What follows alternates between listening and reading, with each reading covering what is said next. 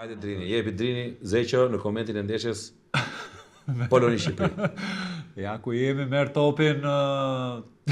Ja po gol. Shpërthe. Ore nuk është kaq e thjeshtë. Ky emision mundësohet nga Brunes, Eurolab, Uji Selita.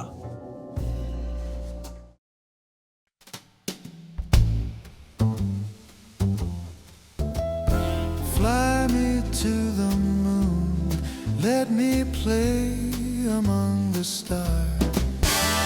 Fill my heart with song, let me sing forevermore.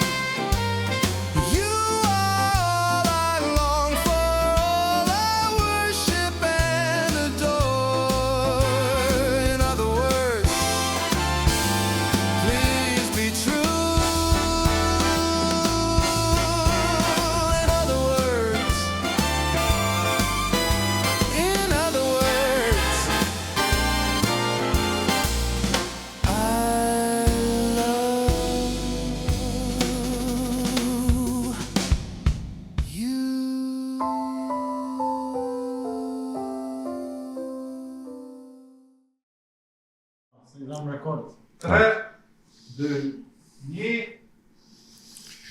Mezi e kisha pritur momentin e këtij sezoni ta vishja këtë bluzën e Kombëtares, ta vishja në emision dhe kam gjetur njeriu që e përfaqëson, për mendimin tim, sigurisht në bazë të opinionit tim, e përfaqëson shumë denjësisht kombëtaren shqiptar dhe lojën kuqezi. Ai është një emër shumë i dashur për të gjithë ju, një personazh që e ka fituar zemrën mbase që në daljet e tij të para publike dhe është një mbase nga veç lojtarëve të Kombëtares dhe atyre që përfaqësojnë Kombëtaren, një nga zërat më të njohur të komentit në Shqipëri. Alban Xhiani, faleminderit që je me ne. Kënaqësi Drini. Po si ndihesh? Ndihesh mirë që je kaq popullor sa zëri jo? Unë ndihem mirë që po më bën ti komplimenta edhe kur më shkruajnë njerëzit, se unë vet e harron. Pothuajse harroj, po kur njerëzit ta përmendin, unë them që nuk ka asgjë të keqe që thuash fjalën e mirë. Në këtë botë duhet të kesh mirësi, edhe jo dashakësi. Tani dhe komentet që e marrim, mos harro se ti e kupton këtë punë, nuk ndahen, po përgjithsisht i ke komentet pozitive. Duket që mendoj që po, nuk dua të, po kryesisht janë pozitive, se e shoh edhe tek kontaktet që kam me njerëzit. Me njerëzit sidomos kur jashtë Shqipërisë. Jashtë Shqipërisë janë njerëzit më të çlirur, më të drejt për drejt, nuk kanë atë ndrojë ti flas pas i flas.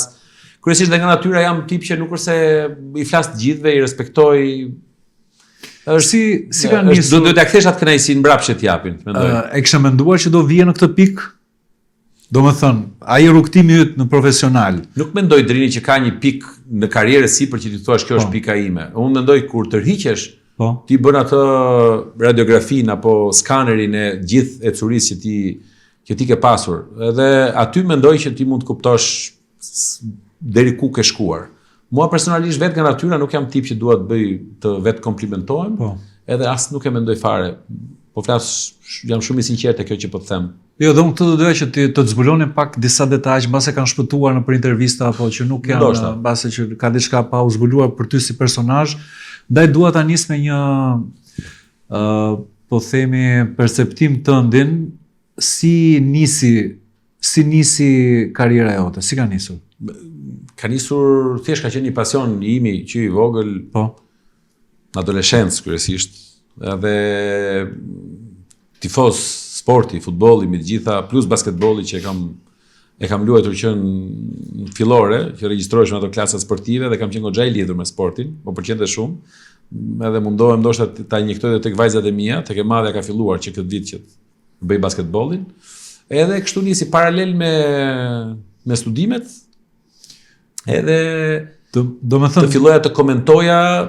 Sporti ishte një pasion i yti. Sporti ishte një pasion dhe kur u tërhoqja nga sporti, sepse unë luaja basketboll, kam qenë me Trit e Tiranës edhe ka qenë një periudhë 97-98 që as për sport nuk flitej në Shqipëri, për futboll, jo më për basketboll, që ishte një periudhë shumë vështirë dhe nuk e pash si opsion që unë mund të vazhdoja. Nuk po vjen fare a isha i nivelit për të luajtur në nivele të larta apo jo, por thjesht e ndava mendjen që nuk do të shkoja më, edhe do i fokusohesha tek studimet. Si ishte puna jote e parë në media, po që apo në këtë pjesën e Ka filluar si komentator. Po ku? Si? Ndeshja e parë, domethënë që Shiko, ndeshja e parë se mbaj mend kisha shakun në një episod të shkurtër, në fakt që dhe më tregoi që ndeshjen e parë ta futën kështu, ta nuk e dija fare, ta nuk njeh lojtar. Jo, kam shkuar, nuk njeh ata skuadrat edhe ja, ka qenë unë mbaj më mirë, datën nuk e mbaj mend, por di që ka qenë janari i vitit 98. Ishim qetësuar pak nga lufta atyre muajve të tmerrshëm që unë shkolla u ndërpre, kam qenë vit 4, po përgatitesha për maturën dhe paralelisht kisha nisur edhe të përgatitesha për arkitekturën dhe vizatimet me një profesor të nderuar në fakultet në atë kohë, që të bëja ato përgatitje 6 mujore para se të konkuroja për arkitekturën. Arkitekturën doja, pavarësisht se fitova ndërtimin. Edhe një nga ato televizoret e para private, si sikur çosh në mësim që gredore me lehet, mund ta bëjmë këtë. Edhe ja 2 njohje të vogla me ca misira, me ca personazhe, dhe ka qenë ndeshja parë, ka qenë i nderuar dhe dua ta përmend, sepse ai ka qenë si kreu inxhinieri teknikës, kryeinxhinieri gjithë teknikës atij televizioni, mund ta themi televizioni VEFA. Televizioni VEFA i Vebiari Limuçës. Te Torredrini ka qenë, e mbaj shumë mirë. Mora borx biçikletën e babait kur shkova ditën e parë, kishte një biçikletë e vogël. E parkova aty poshtë, e lidha aty edhe unë gjita lart. Valbona Kurti, Petri Trukan, mos gaboj, i ndjeri Kiço Fotjadhi, kanë qenë një televizion shumë potencial duke në atë kohë, edhe lekët nuk mungonin, se pavarësisht se u mbyll për 3 muaj pastaj, në mars është mbyllur, edhe ka qenë një ndeshje Roma-Lazio deri e Kupa Italisë, por niveli i futbollit italian, jo si sot që sfutet dot botror, niveli italian ka qenë si flasësh Reali Barça sot apo Manchester City me Arsenalin. Ishin shumë lartë. E kishin Indiqja, po, e di kush është problemi. Problemi është që në ato kohë, ti s'kishe internet. Okej. Nuk ishte këto lehtësirat që ke sot për gjetur informacione. Ti nuk gjeje dot informacionet. Ti do të gjeje rrugës, ti informacionin kishte filluar ndeshja ndërkohë. Ai jepet grafikisht informacionin. Po e kape e lexove të gjithë. Mirë. Po se kape rrugës pastaj gjatë komentet e sipër edhe ti do ta kamufloje këtë pjesën që janë hilet e profesionit. Dhe kështu filloi ishte ndeshja e parë le të themi. Kështu ishte. Dhe ishte e vështirë edhe parë, mban mend, besoj se të ketë qenë shumë ato. Se mbaj mend fare. Biles edhe datën se mbaj mend, po tani futesh në internet dhe e gjen me logjik pas këtij momenti. Hiç vazhdova, komentova edhe për pak muaj, pastaj ky televizioni u mbyll. Unë vazhdova përgatitjet, pothuajse u shkëputa për pak kohë, pastaj rifillova prap në 99-ën, pastaj në një tjetër televizion. Ku dha ti ngrita dorën me leje thash. Thuaj ore emrat të televizion. Tek Shiaku. Jo, por ne mund të thuar, por mua mund të thuash çfarë të Shiaku. Shiko, për kohën të Shiaku ka qenë goxha lart, shumë i ndjekur. Edhe aty pata një eksperiencë le të themi nga 99 deri në 2001-shin, pra. Okej.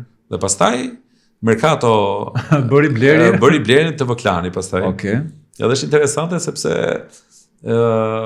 ndjesha mirë, e kisha afër shkollës, fakultetit. Edhe nuk më leverdiste të shkoja kaq larg deri tek stadiumi. Afër shkollës Vëklani, për ata që nuk e di, ka qenë këtu. Ka qenë tek universiteti gjithu tek stadiumi. Edhe të them të drejtën kam bërë 2 refuzime. Tek e treta e thash, "Okej, pranoj." Tek e treta. Kur e kuptove që kjo ishte një gjë që ti e doje? Dhe pastaj filloi një gjë që ishte e pandashme, sepse filluan këto paketat me Pay TV, filloi Sat Plusi, u bë Digitalbi, e tjerat me radhë dhe jemi sot. Kur e kuptove që kjo ishte, po themi, një lloj karriere dhe një lloj profesioni mirëfillt? Apo në këtë periudhën e Klanit mbase? Ky ishte ai. Nuk është se e kam kuptuar, thjesht i merra kënaqësi ndeshje pas ndeshje, emisioni pas emisioni, eksperiencë pas eksperiencë. Qoftë ata këto kronikat që shkoja me. Se dua të kuptoj këtë, a është komentimi një shkollë në vete? Besoj që është një lloj. Unë mendoj po vjen gjithë me domethënë, e para duhet ta kesh një rëndun ti, që bën apo s'bën.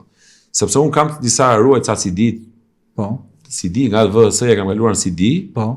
Edhe janë ca komente të mia që shumë pak se kur je nuk e mendon. Nuk e mendon. Sot ngelen nëpër YouTube, ngelen nëpër atëherë nuk ngele asgjë pothuajse. Dhe si duket vetja kur e dëgjon, si duket procesi? Skandal. Pse? Cilësia, standardi, detajet apo. Shiko, unë mund të tregoj edhe një para ca ditësh, duke qenë se është futur dhe chat GPT-ja. Edhe kisha një foto që nuk e kisha kështu si bardezi me Edhe i thash chatit ma përmison çik. Edhe me që jemi këtu për ty, po e ta tregoj se kam treguar në asgjë. Shikoje pak tani këto. Jo. Tu ka qenë, duhet të ketë qenë pranverë vitit 2001. Pranverë vitit 2001. Mirë, ti pas ke qenë me flok. Me flok jam dhe sot. Pranverë vitit 2001. Me shumë flok. Edhe në atë kohë në televizionin shqiptar erdhi drejtori i informacioni Artian Tepelena. Po. Edhe ai kërkoi të bënte një ndryshim. Po. Lajmet e sportit mos ishin vetëm me kronika, por në përfundim të edicionit lajmeve, kryesor të lajmeve, që kryesisht ishte Desada Metaj. Po, në kohën e Shijakut. Unë do dilja krah për krah me Desadën. Ju pas keni qenë bashkë me njëri. Dilim bashkë të dy. Okej. Ndonjëherë që ishte Desada, dilte ishin ato speakerët e tjera, po që kryesisht me Desadën, se ajo kishte edicioni qendror. Edhe dilja krah për krah me Desadën. Dhe parë në Shqipëri kur është bërë kjo gjë në televizion. Mendoj që është e para, po. Mendoj logjikisht. E para. Edhe ideja ishte që Desada thoshte përshëndetje, kemi bashkë me mua sot është Alban Xhiani, gjithashtu lajmet sportive. Edhe eksperiencë shumë nuk kisha. Kryesisht e kisha nga lajmet nga bota që kryesisht I përkthenim, nuk është se jo, ishte e bukura sepse në moment të fundit më thonë që është histori se kam treguar në herë këtë. Më thonë që ka filluar kampionati Shaut Alban, thashme, që lajmi kampionati Shaut, kombëtari Shaut. Të lutem bëj diçka, më thonë mua. Po mi më bëjmë thash, po kur ka filluar sot? Sot ta ka filluar. Okej. Dal me Desadën vjen për të qesh në herë. Thotë Alban, çfarë lajme? Atëherë, nisim me lajmet ka vendi thash. Sot ka filluar kampionati Shaut. Për rezultatet e informacioneve më tepër do njëjë ditë në vazhdim. Kalojmë te lajmet nga bota. Ky është lajmi. Ishte lajmi. Edhe ishte shumë e bukur. Edhe mungesa eksperiencës, ti nuk e zgjeroj dot, informacionin nuk e kisha si sot. Asa ti sot çdo gjë mund të gjesh. Çdo federat gjen informacionin e saj, edhe ti merr jetën e futbollistëve, detaje, kondicionet fizike, moshën. Janë të gjëra kanë kaluar shumë vite drini dhe gëzuar, ja. Dhe me që na ke mbushur thash. Ky është problemi kur interviston gazetarë dhe moderatorë që bëhen njësh me programe. Shumë faleminderit që jemi ne dhe faleminderit edhe sponsorit ton. Kënaqësi. Edhe këto kanë qenë bukurat, po që tani pothuajse harrojmë Venitën edhe veç kur të vjen një moment apo ka pasur ca detaje shumë të bukura, për shembull kur prisnin ndeshjet e boksit Mike Tysonit. Luheshin diku në orën 4 mëngjesit, 5 mëngjesit. Po. Edhe të rije gjithë natë që e prisej se mos fillonte, se nuk është se kishim running order atë skaletën që kjo fillon në orën kaq. Edhe ndonjëherë për shembull kishte zënë gjumi dhe ti zgjohesh edhe ai ishte gati për të filluar ndeshjen. Si ka ndryshuar kjo industria sot e komentimit? Na jep një ç'kuptim ka ndryshuar? Në kuptimin që çfarë nuk shohim ne. Pra ne shohim ndeshjen, të dëgjojmë ty apo një komentator tjetër, ndërkohë çfarë ndodh? Si është kjo industri? Më jep një përshkrim, pra si organizohet çdo gjë. Si organizohet? Do më thënë, në kuptimin që shpesher ju udhtojmë. Për shumë rasti fundit që ishim në Varshavë, për ndeshjen e Shqipërisë. Po, le të marrim këtë rastin e fundit. Kësaj. Ai ndeshja ishte të njëjtën, ne fluturuam në Varshavës ditën e martë në mbrëmje. Bashkë me 2 kameraman, me gjithë pajisjet e duhura, se ne bëjmë programin e bëjmë brenda në stadium dhe kjo është luan gjithë pajisjet që ti kesh me vete për të cilë cilësinë maksimale në TV Klan. Kontakton me Po, bëhen gjithë bukimet bëhen përpara. Bëhen gjithë bexhat, akreditimet, rezervimet, që ti do jesh aty. Dhe të them një ditë që të se kemi thënë një herë, ti shkon të nesërmen në stadium. Dita gjëja e parë që ti bën, ti zgjohesh, që mëngjes do shkosh në stadium. Dhe këto detaje do takosh VOBM, VOBM quhet, është nuk e di fjalë për fjalë çfarë do të thotë, po është ai i shefi i çdo gjëje, i dërguari i UEFA-s për çdo ndeshje ka një VOBM. Nuk e di fjalë për fjalë çfarë do të thotë tani, se mbaj mend. Personi i pari do takosh. Dhe ai ka përgatitur çfarë ke rezervuar ti, ka ai në një zarf. Emrat e bexhat me të ftuarit të tu, tëndet, kameramanëve, çdo gjë, stikerat që ti ngjitet për të kaluar në zonat veçanta. Dhe që ti shkon edhe mbi gjitha ti do njihesh një herë me para rrugën, do të mësosh përmendësh rrugën. Kur janë stadiumet vogla janë më thjeshta. Ky stadium i Varshavës ishte shumë i komplikuar.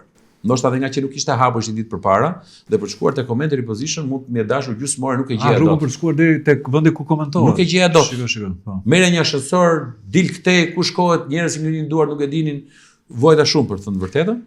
Dhe gjithsesi e gjeta. Ti do ta gjesh sepse ditën që ti ke emisionin ti nga poshtë do të shkosh lart dhe do të shkosh për maksimumi 3-4 minuta sepse fillon programi. Ti e mbyll reklama dhe fillon ndeshja. Kështu që kjo është prova gjenerale. Ti ndeshjen e shikon në fush apo e shikon në fush? Në fush. Në monitor, hedh syrin tek monitori për në një përsëritje apo në një detaj. Po kryesisht fusha është ajo që të rrëmben. Po arrin ta shumë e vështirë kur janë stadiume të mëdha që ti je lart. Po, se këtë shumë e vështirë të shikosh çdo lëvizje. Po kryesisht unë lojtarët identifikojnë nga pozicioni që kanë në fush apo nga modeli flokëve, nga mënyra e vrapimit, nga kputucët. A ke seriozisht? Seriozisht po të them. Okej. Nga mënyra e vrapimit, flokët, kputucët, ndonjëri për shembull që varet si e mban bluzën, ndonjëri e mban futur brenda në detajet kësaj natyre. Po, detaj. Kryesisht tani e mbajnë jashtë. Dikur ka qenë me rregull ta mbanin brenda, tani e kanë jashtë bluzën. Dhe bën dhe bluzat më të shkurtra. Janë të detaje që ti apo dhe me pozicione, po ti hysaj në radhë mund ta shohësh krahun e majt. Hysaj të luan gjithmonë krahun e djathtë, dhe ti edhe po nuk e pe për shembull ti thua e merr me mend që është hysaj. Çfarë ndodh kur bën një po themi gabim? Më thonë sa, e kam fjalë i rikthehesh apo koha ikën edhe domethënë e mira është mos i rikthehesh. Pra ai triku i komendatorit e mira është mos ta theksosh. Sepse kur e thekson, edhe ai se ka mendje sa kuptuar, thotë, okay, gaboj. Dhe ne jemi të prirur si natyrë njerëzit përgjithsisht që ta vënë gishtin tek tek ajo që ti bën gabim, ti mund të thuash 10 gjëra shumë të mira. Një të bësh gabim, aty e vë gishtin. Ka pasur diçka që të ka ngelur në mendje apo detajet pa rëndësishme? Në gabim të vogël, në kështu ngatresa, apo janë përgjithsisht ngatresa kështu pa rëndësishme? Apo diçka që ti thua këtë s'duhet ta kisha bërë. Jo, bën janë të pavullnetshme. Janë të pavullnetshme. Për shembull, në kualifikuesat e Europianit, isha fiksuar se po lundte shumë mirë Mitaj në krahun e majt. Edhe Mitaj merrte shpesh krahun që zbriste poshtë. Po Mitaj përpara Mitajt mes fush lundte Taulan Seferi. Njëri me pak flok, tjetri bjond. Domethënë edhe dallimi zeza e flokëve nuk dalloi dhe me bashkëkomentatorin po flisim sa mirë po luan Mitaj dhe na erdhi si një dëshirë e madhe që ky të shënonte. Dhe u them shënon Mitaj, faktikisht ishte Seferi. Okej. I thash Seferit, më fali, thash se po rëndësishme është që fituam, se fitum ja 3-0 atë ndeshje me çekët mos gaboj. Edhe ndodh për shkakun që ti e postoi edhe kryeministri. Megjithë të thënë kështu. Unë thosha kurse tek dokumentari, pastaj që bëm në televizionin klan për Europianin, atë e rregulloi, thash që montazhi i lutem ma rregulloi, thash. Është diçka që mbetet. Është diçka që mbetet edhe, po nuk mendoj që ka gjë të keqe. Pastaj ka ngatrime fjalësh apo domethënë duhet të kuptoj natyrën e. Të thua shifër, thua shufër. Po. Ose do të ke lajmet për shkakun që ke bërë ose patjetër. Janë gabime më shumë. Janë gabime nga nxitimi. Drini, komenti është shumë i vështirë, mund duket i lehtë. Këtë pra duhet. Janë 90 minuta, dikush, sidomos në stadium ku është më i lehtë për të shpërqendruar. Okej. Se stadiumi ti duhet të shohësh tifozët, duhet të shohësh çfarë bën trajneri, kurse në ekran, në studio për shembull, ekrani ti do shohësh çfarë jep ekrani, dhe është më thjesht. Ti komenton çfarë bën këtu. Po ku ndryshon pra të komentuarit në stadium brenda dhe të komentuarit në studio? Këtë duhet kupton më shumë në stadium. Po. Stadium ti e shikon gjithë panoramën, se si vendoset skuadra. Tifozeria, çfarë lëvizësh bën trajneri me shenja me duar që regjia për shembull mos i kapi. Po. Kush del në nxemje. Këthre trajneri, unë ta them përpara se ta shoh. Janë detaje shumë interesante. Janë detaje interesante. Ideja është që ti paraprish. Po. Këto mendoj që e bëjnë të bukur. Dhe pastaj është ajo le të themi batuta, momenti, të kapësh momentin të thuash fjalën e duhur, momentin e duhur. Se ti mund ta avonosh, po se ka lezetin. Po nuk është një gjë që mësohet nga të gjithë. Po s'të them se përderisa ka pasur breza komentatorësh, kanë ardhur të tjerë komentatorë, do vinë të tjerë, mendoj që është një gjë që vjen, e parë do të dalë sikleti. Do një farë talent, duhet kuptoj për do një farë talenti që jo të gjithë e kanë, pra, duhet se jo çdo. Mendoj që po. Kjo është. Sepse kemi pasur, për shembull, punova 2 vjet në një kompani që se gazetaria për shembull çdo kush e mëson, dita ushtroi do dhe ajo një lloj talente, po ma bëhet, kurse kjo është shumë specifike. E di. Edhe kërkonim komentator sepse ishte e vështirë të merrnim në kompaninë Oversport që u hap punoja 2 vite, isha drejtor i sportit aty dhe kërkoja që të mira komentator dhe ftoja njerëz çuna të vegjël për shkak që vinin kishin dëshirë. Pa ata kishin kaset. Milan Inter derbi Madoninës numër kaq aq. Okej, shumë mirë bëret e thashun. Kaset tjetër, ndeshjen Kuksi Partizani. Jepi tash. Ti çfarë do bësh? Po si njoftë. Jo, po e kishin mësuar derbi Madoninës, domethënë ato shprehje fikse kështu. Po, dhe ai është imitim. Nuk është interpretim. Pra ti imiton, nuk është se krijon. Ty të mësuar veshje me ato fjalë dhe ti do thuash ato fjalët. Dhe kur kalonte për shembull tek Partizani Kuksi, për shembull aty thash diçka që s'është shumë dëgjuar. Kurse një komentator, unë pretendoj që ai ideali që e ka për të parë, të filloj të bëj të kapi se ta thash edhe vet, unë e dëgjoj sot më vjen, më pëlqen fare. As ritmi, as mbas edhe tani do kalojnë vite dhe po, do duket mund mos jesh i pëlqyeshëm për të gjithë, po që është Drini, është kot që ti të pretendosh që të të pëlqej masivisht po thuat, masivisht po. Jo, të pëlqej të gjithë. Dikush ka ato shihet e veta dhe është më së normale. Si futbolli, dikush me Milanin, dikush me Interin, dikush me Italinë. Cilat janë kampionatet më të vështirë për të komentuar? Ka një kategorizim të kësaj natyre apo nuk mund të thosh? Jo, nëse fillon familiarizohesh me një kampionat, unë kryesisht kam bërë Itali dhe Spanjë. Po. Itali dhe Spanjë. Po dhe këtu pak a shumë më ndryshon mënyra komentit. Ndryshe kam tek italiani, ndryshe kam tek spanjolli, po themi. Dhe spanjolli është më latin, është më i bukur, është më dinamik. Është më i nxehtë edhe më i lidhur. Për shembull në Europian që ishte Spanja me Anglinë, për shembull, këtu Spanja më jep tjetër. Po ky emocioni, për shembull se kur eksagjeron diçka, për shembull vërtet fort, ka ose Shiko, te ky i fundit. Çfarë ndodh me këtë? Te ky i fundit, unë nuk them asnjëherë gol. Po mirë. Te ky i fundit ka dalë gol, edhe po ta dëgjosh, mund të ta gjej. Kam qenë atë po thoshim me Pechon, na ka dalë gol në të njëjtën kohë. Shikoj.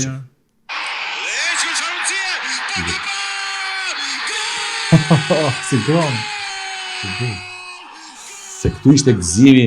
Pra, kjo Këtu ishte shumë i natyrshëm. Se na u bë mishi. Edhe nuk e prita sepse ishte topi gjatë, doli huq mbrojtësi, faleminderit, i them atit mbrojtësi se harrova se ka emrin tani. Ky polaku, faleminderit, doli huq ai dhe ne e shfrytzuam.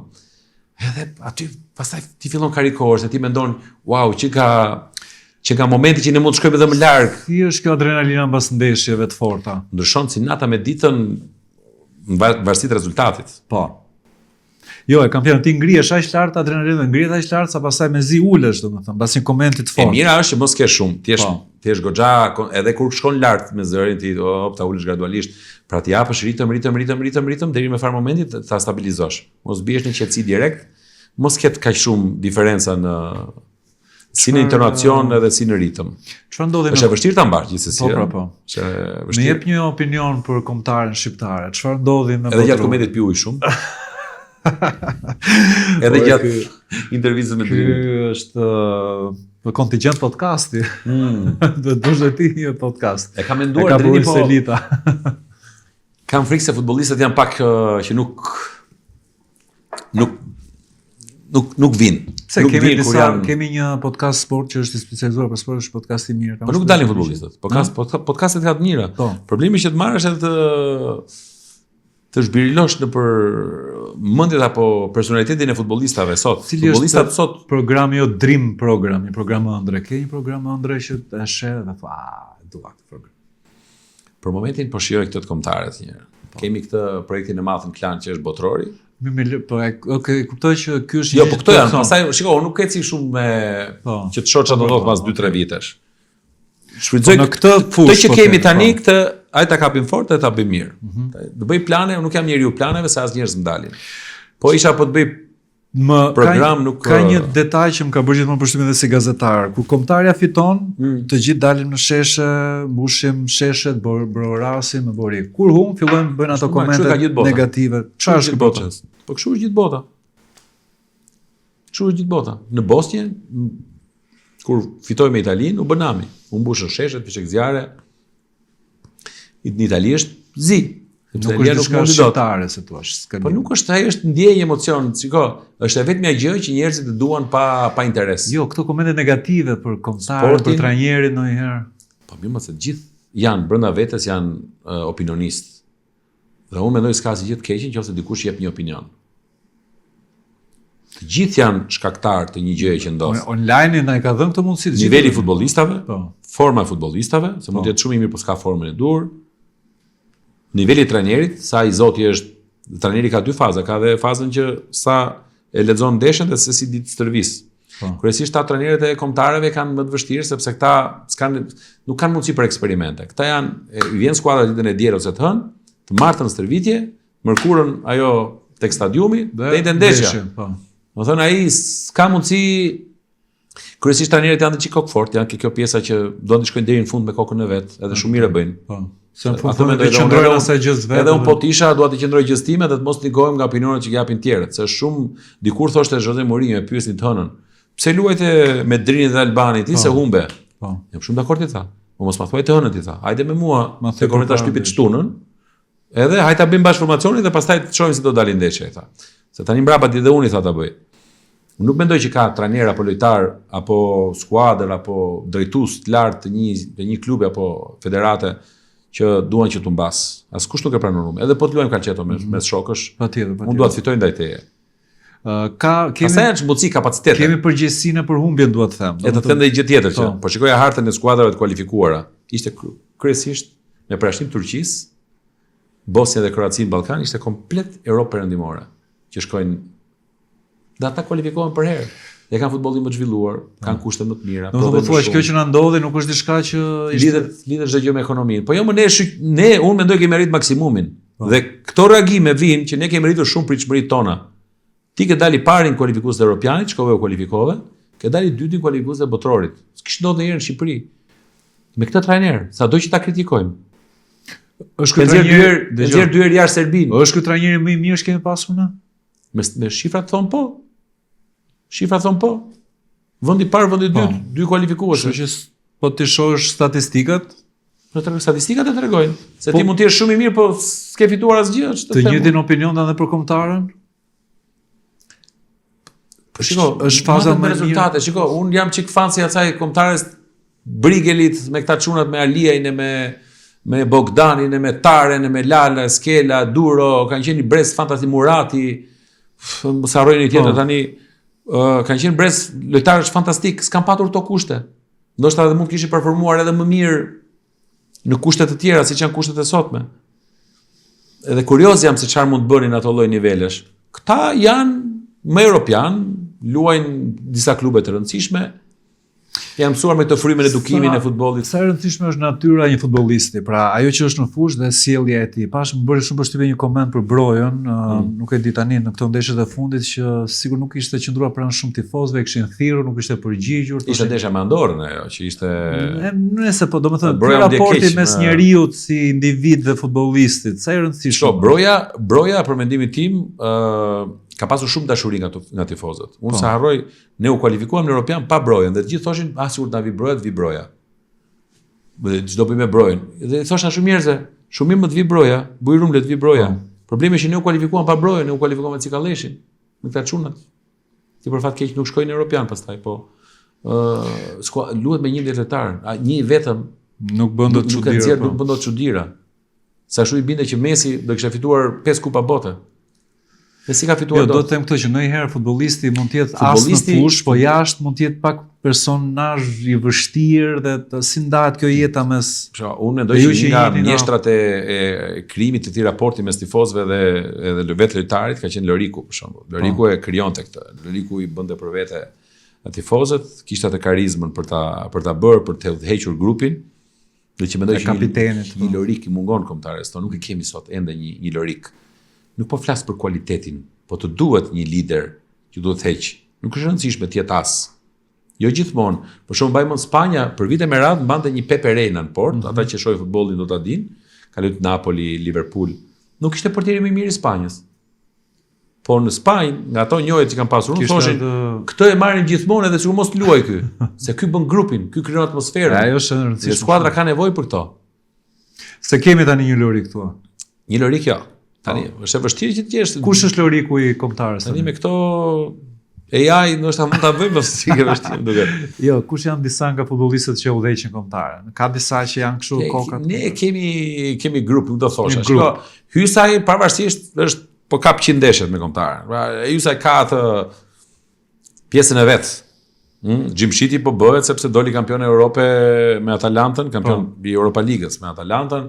Mitaj luan Mita është shumë i ri akoma, ka pasur probleme me klubin tani, zgjedhjet që ka bër, uroj që ti zgjidhi. Janë aty lojtarët, nuk e kanë se kanë krijuar atë potencialin që ka arritur po themi Loriku, mora Loriku në këtë rast. Kështu që nuk është se ti e zgjedh që të bëhesh, vjen vetvetiut, nuk është se po tifozeria është ndezur më shumë vitet e fundit apo është gjithmonë aty? Çfarë do të thotë? Dhe unë vërtet kam mbetur i befasuar se nuk kemi mësuar në Serbinë ishim pa tifoz, po në Andorra që shkova në Andorra, s'po them për Europianin, si ishte 2024, plot me shqiptar. Vinë shpenzojnë qindra euro, mijëra euro, nuk di sa shpenzojnë, se rruga kushton, hoteli kushton, të ngrëna pira, bileta, gjitha.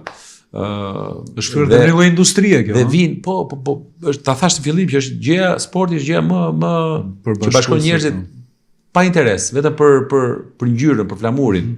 Nuk është se ka interes politik ai çka do bëjmë, po dënon tani se do më japi këtë pozicionin. Kjo është komplet e pastër, dashuri e pastër. Edhe janë mbi të gjitha nga përshtypjes janë model. Janë model, din të sillen, janë dashamirës. Është krijon atmosferë. Është një biznes kjo e gjitha, domethënë është një industri e madhe. Futbolli. Po. Patjetër, padyshim. Ti e ke vënë tani Shqipëri, si ka ndryshuar në territorin shqiptar, të tonin është kthyer në një po, formë të tillë. Besoj se po. Ti e shikon tani sa interesi ka, sa luan skuadra, un kam raste kam parë për shkakun që të kërkohet bileta pafund për vjen Andorra. Okej, Anglinë e kuptoj, po. Të shkulen gjithë për Andorra të gjerë në bilet? Po më thonë, po unë si kam bileta diçka. E di po. Po pse mos punon federatin thonë? Është kjo pra kjo lidhje se jam ke klani. Ora na kanë thënë ne deri në vonë media që punojnë në televizion. Po, pse s'keni bileta ndesh, pse se po.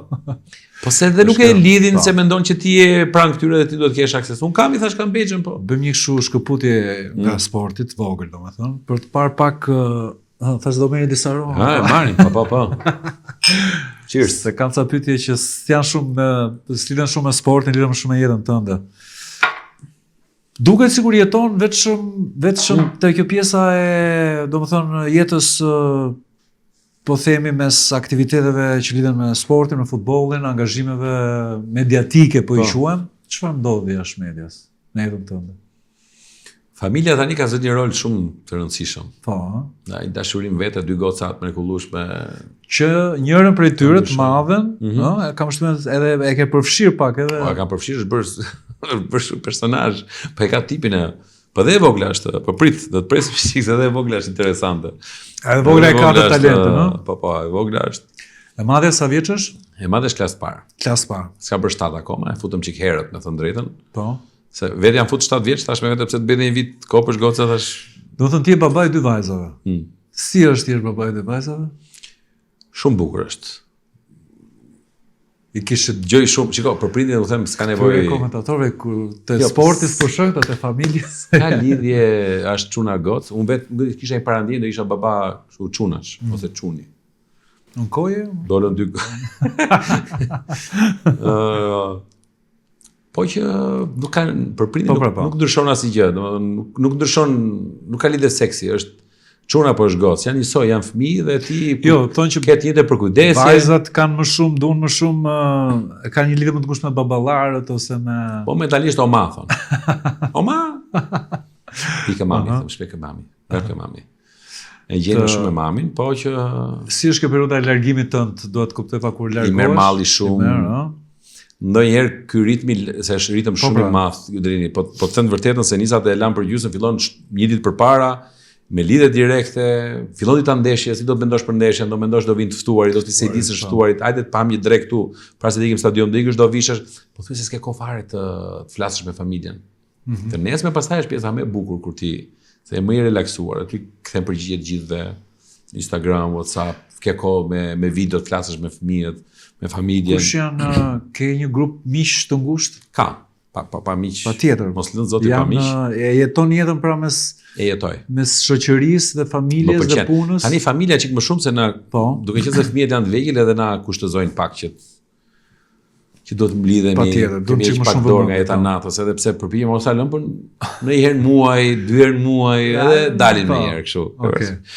Po që të do shtëpia, do të janë ato prekupimet, secili njëri ndahet me një fëmijë, tjetri me tjetrin, për t'i ushqyer, për t'i bërë gati, për t'i vënë gjumë. Është kjo pjesa e gjumit, pastaj që duhet njëri nga ne të shkojë se s'flendot vetëm sa t'i zëri gjumi, dhe i tregosh pralla se do vësh ushqyerësh ky Spotify që ta ajo është gjë e mirë, po. Je play asaj edhe fillon gjojnë ose anglisht ose shqip. Dhe kjo është ajo rutina e fillon mëngjesi, pastaj sa shpejt vjen mëngjesi orë drini. Vjen mëngjesi, ndonjëherë o zgjohen shpejt, kryesisht ditë e javës për shkakun që do shkojnë kopës së shkollë nuk zgjohen. Mezi zgjohen. Ama kur i kapin të shtunën në orën 7 i ketë kravatin. Ore zgjohen shpesh të çfarë? Është e çuditshme më. Ç'është ky proces, ky fenomen? Nuk e di, është Nëse na ka ndodhur dhe ne më duket kjo, kur ishim të vegjël apo jo. U fliam duket. Un kam fjetur më duket. Unë s'ka dal nami që çohesha kështu, po. Edhe pa mirë. Shiko, janë gjëra kalimtare dhe shohim tani këto postimet që bëhen, këto që tregojnë top psikologët që janë shijoje se do vi momenti që do rriten edhe do t'i kërkosh ti, do kërkojnë ata më pastaj. Ke ndërtuar një jetë të bukur, duket shumë e bukur të paktën, me punën, me familjen, me gjërat, dhe ndihesh i plotësuar. Nuk dua perfeksionin, por mbi të gjitha kemi shëndetin e ti kemi të shkojnë ca gjëra mbar, nuk se dua të a jetohet mirë me këtë punë? Tash, e mira s'ka fund do drini. Më mirë, kam fjalën që. E di si është kjo, kur shikon poshtë, thua, sa mira, shef lart, pastaj thua, sigurt kishte edhe më mirë se kaq. Kishte edhe më mirë se kaq. Domethënë, e rëndësishme është t'jesh të menaxhosh gjërat. E mira nuk ka fund, them unë. Po mbi të gjitha, duke qenë se kam kaluar një siklet me vajzën e madhe, edhe them ndonjëherë Zoti vetëm të japi shëndetin, sepse çdo gjë është rregulluar. Mos të kesh to shqetësime se humbet fokusi nga puna, nga jeta jote, nga gjithçka. Çfarë të mërzit? Ka diçka që të mërzit? Diçka që ta heq trurin. Më mërzisin intrigat, më mërzisin që jam shumë i pastër vet, si natyrë. Kështu themi të gjithë për veten. Jo, të betohem, po ta them, nuk di, nuk s'jam mësuar të gënjej. Po. Ndonjëherë jam shumë më sinqert, njerëzit shpesh edhe ma përdorin. Edhe ndonjëherë edhe mbrasin ca reagime, ose shfrytëzimi i asaj mirësisë që unë jap njerëzve. Dhe sa herë pendohem që them pse do të jem më i ftohtë me njerëzit, do të jem më i ftohtë marrëdhënie, mos të jepem direkt. Edhe kjo ndoshta që ndonjëherë them sa mirë që e kam, pastaj them se ka ndryshuar kohët, nuk e di pse janë, edhe njerëzit kanë ndryshuar shumë. Ka humbur vlera, mendoj unë. Nuk sot shohim sa kë kemi në Instagram edhe. Në fakt e krahasojnë veten gjithmonë me të tjerët pa ditur se ç'rrugë ka bërë ai tjetri dhe si kanë shkuar gjërat. Do ta kthej një vëmendjen tek aktualiteti për ta pasur një lloj kështu po themi thelbi edhe gati nga fundi bisedës. Çfarë ndodhi me kombëtaren me këtë rrugtimin e botrorit? Për mua ishte pozitiv. Tani edhe Polonia që na mundi neve dhe ajo iku jashtë. Ne nuk mund të pretendojmë tani që jemi një skuadër që u afruam kapën vendin e dytë do të shkojmë patjetër botror. Do të vazhdosh të marrësh eksperiencë. Mua më pëlqen se ne po rritemi. Kjo më pëlqen. Pastaj gjërat në jetë, edhe ti drini ku ka arritur sot, nuk arritet sot për sot, nuk arritet për një vit. Ke vite që je marrë me televizion, edhe je drini zgjequr sot. Apo Albani që kanë nisur shumë larg, ta thashë pa para. Shkoja vetëm ngria dorën, më leje ta bëjun këtë se kam shumë qejf. Pastaj ty të kthehet në vlerë monetare. Pra po thua që nuk ndodhi asgjë jashtë një normaliteti. Unë mendoj që kemi bërë diçka më shumë se ç'pritej. Realisht me atë grup që ne kishim, me Serbinë, i dham kënaqësi shumë të madhe tifozave që shkuan fituan brenda Serbisë, një kënaqësi, një zemrat shumë të madhe serbëve se i mundën brenda në shtëpi, pra e dham dhe të kundërtën. I bëm që ndjeshin keq dhe unë e vuajta me ca vonesa në për aeroportet, si në mbajtje si në ardhje në Beograd. Me që jemi këtu, një kështu koment, ka patur në një episod që e mban mend si me siklete, me vështirësi, në udhtim, diçka që të ka krijuar shumë stres? Ka diçka që do ta veçosh apo në përgjithësi? Kryesisht merren masat. Problemet më të mëdha ka qenë kryesisht me vonesat. Për shembull, në herë që mund të vonohesh, nuk arrin dot në kohë, jo trafiku. Po varet nga garancia. Në vendet të mëdha po thjesht s'kam gabuar asnjëherë. Mund të tregoj detaj në finalen e Kupës e Kampionatit Evropian në 2024. Nuk e di, më doli jashtë kontrollit gjithë ajo skaleta se kur do të nisesha, kur do të shkoja etj. Dhe nisem më vonë nga çka kisha menduar. Rruga u shfaq me trafik. Diçka që finalja e kampionatit. Unë në orën 8:10 deri në orën 8, pra 19:50 deri në 20:00 kisha lidhjen, kishte harkun kohor klani për dalë buz fushës me kupën. Lidhja që ti bëje, që dili gjithë televizorët me radhë. Do të isha minimumi, do të isha në orën 7 do të isha në stadium. Që të takoja njerëzit, të bëja ato procedurat. Dhe për ty në stadium, kur bëhet fjalë për stadiumet të mëdha, të merr shumë kohë. Se kalosh bllokjet e sekuritisë, bexhat, kontrolli fizik, gjithë ato. Edhe nisem me vonesë, rruga ishte bllokuar, ndryshe nga një ditë përpara që kisha shkuar unë. Ku jo drejt, na devijuan, nuk e di se si e zbulum rastisht sepse ajo navigatori tregonte që duhet vazhdosh drejt, po aty kishin bllokuar. Dhe shumë e bukur që kisha një makinë me qira që ishte EZS, si furgon, si fiks si furgonat e UEFA-s. Mos më thuaj që të lanë bashkë. Prit tash. Edhe më thon devijo. Në një moment dhe plus ishin veshur me kostume të gjithë, çka kisha me vete unë karmamanët edhe të ftuarit. Edhe shkojmë në një postoblok polici. Polici na nderoi, prit na tha se po vjen një autokolon. Autokolona ishte, nuk e di kush ishte brenda. Nuk e ke zyrtar të lartë, ishte shoqëruar edhe me motora dhe këto furgonat e zinj që ishin njëri pas tjetrit. Sa kaloi fundit futum tha mua. Mbas atyre unë, në ca zona që s'm dalonte njëri dhe ka arrit tek parkimi i stadiumit. Fat, të betohem sepse unë realisht isha bërë gati që të lija makinën, se po jepja vetë, e tika me vrap ta kapja. Kam arritur diku drini shumë cikletë, sinqerisht po them, shumë cikletë dhe kam arritur diku pa 10 minuta para. Diku para dhe me gjithë të kalimin kështu jashtë. Gjithë të kalimi kam arritur diku 7:30, 8 pa 20 diçka aty ka qenë. Edhe kaloi dhe kjo. Dhe ka qenë ndeshja parë me Italinë, ku po prisja në fakt që të vinte të ftuarit e mi ishin Igli Tare dhe Lorik Cana.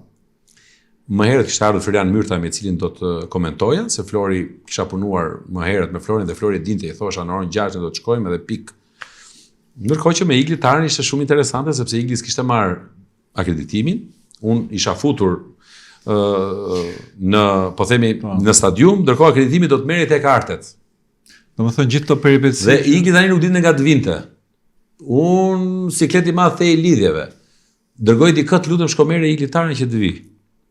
Lidhjet nuk po realizoheshin, ra linja komplet të betohet Albani, jam vështar goja nga sikleti. Këtë isha për ndeshjet hapse, ndeshja më e rëndësishme, çfarë do thoja, gjithsesi ja dolëm. Nëse kjo është adrenalinë e bukur. Kisha përgatitur një hapje. Çfarë po ndodh me Kosovën Alban? Më jep një koment në futbollin kosovar.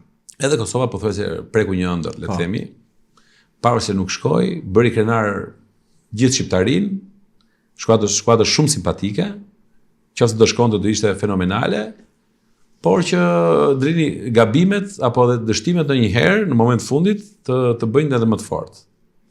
Domethënë, ai gabimi kthehet në mësim, kthehet në leksion që ti nesër pas nesër të provosh edhe të arrish. Dhe unë mendoj nuk pati diferenca shumë të mëdha në ndeshje, por që pati, le të themi, eksperiencën e këto kualitetin e këtyre lojtarëve që ishin mësuar të fitonin ndeshje të rëndësishme, që kishte Turqia, si lojtarë të Interit, Juves, Realit, që ata e kanë në përbërje. Kjo mendoj që bëri diferencë. Po ti isha nxënës i jot.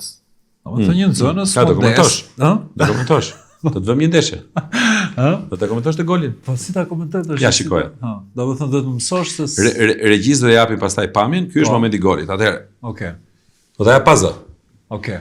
Ky është momenti i golit. Tani topin e hedh Ismaili për Hoxhën. Ky është Hoxha dhe ky është mbrojtësi polak që gabon. Gati? Po prit. Do të bësh festimin e golit. Po, duhet më japësh sa detajet çfarë. Po pra, tani merr topin Hoxha. Shmak portierin dhe gol. Prit. Okej. Po do të vazhdosh festën, ë? 1, 2. Jemi okay këtu? Ta ul pak dritën apo jo? Okej. Se vendosim. Hajde Drini, jepi Drini Zeqo në komentin e ndeshjes Poloni Shqipëri. Ja ku jemi merr topin. Ja po gol. Shpërthe. Ora nuk është kaq e thjeshtë. Nuk qen kam jo për këtë gjë, ëh. Do të duhet ca vite, se mëson pastaj, po duhen çik. Po mirë, po kush janë ato elementet e parë që vjen re për shkak të një kështu. E para duhet ta njohësh, ta duash sportin, ta. Patjetër, gëzuar. Do ta njohësh sportin, ta dashurosh, ta kuptosh. Edhe ta përkthesh atë që bëjnë ata, ta përkthesh ti në emocion pastaj. Se është shife një ndeshje pa koment, s'kam përshtypjen se do të pëlqej. Normal që jo. Ishte shumë kënaqësi që të kisha, edhe që folëm pak për pasionet, edhe për dëshirat, edhe për jetën tënde, kështu që uroj që të shoh vetëm mirë, edhe që të kesh vetëm ditë të mira. Vetëm mirë, lart. Faleminderit. Sinqerisht po ta them. Shijova këtë bisedë me ty, kështu që uroj më të mirën. Mendoj që isha në një nivelin e të folurit, se unë ta dish, kam dhe një sekret tjetër që për performuar më mirë. Mua sekret për punën tënde s'm tregova. Ti kam thënë sekrete. Që të kesh më energji, nuk do të hash. Po. Nuk do të hash lehtëshëm. Para komentet. Kryesisht para komentet unë mund të konsumoj mëngjesin, 2 vezë po themi, dhe nga dreka maksimumi i sallat jeshile të lehtë. Sepse sa më pak të haj njeriu, aq më energjik është në koment. Kur të mbarosh pastaj në orën 12 natës 1 shko. Është tjetër gjë. Është puna e futbollistëve që s'duhet bën seks para ndeshjes. Po. Janë ca trajnerë që i lën të bëjnë. Ka ca që si lën. Varet nga shkolla e trajnerëve. Në shkollë kjo? Ishte kënaqësi. Dreamy in the city when Tirana doesn't sleep. Late night